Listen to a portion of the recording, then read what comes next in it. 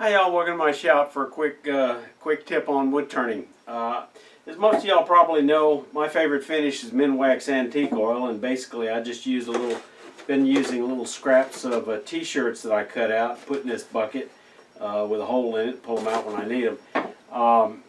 I found something that I think is going to be a little easier, and that's this gun cleaning patches. You can buy these on Amazon just dirt cheap, 500 of them, 3-inch squares. I found it's not worth my time to sit there with a pair of scissors cutting up those old t-shirts.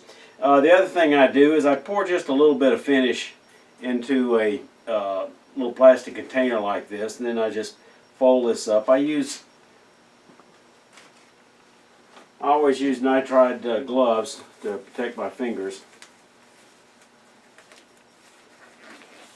And I put one on both ends.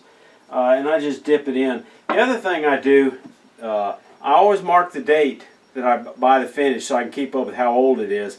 Generally, once it gets past about 2 years, you're on borrowed time.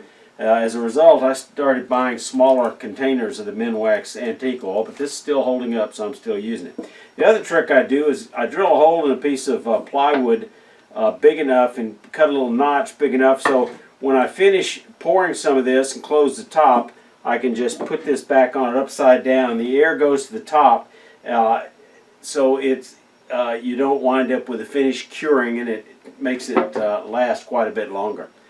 There's always a risk of spontaneous combustion if you leave those rags stored improperly, so here's what I do with these little squares that I use. When I finish with it, I simply put it on, lay it on the corner of this rack right here to dry out. 24 hours later, it's perfectly bone dry, and then I pitch it out and replace it.